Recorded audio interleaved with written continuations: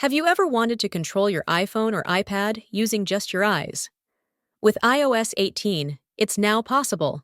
Today, we'll show you how to enable this powerful new feature on your device.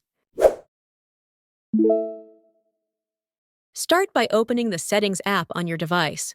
Once you're in, scroll down and tap on Accessibility.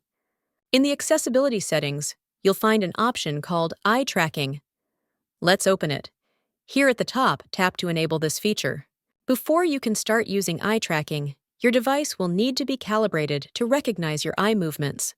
Follow the on-screen instructions to complete this simple setup process.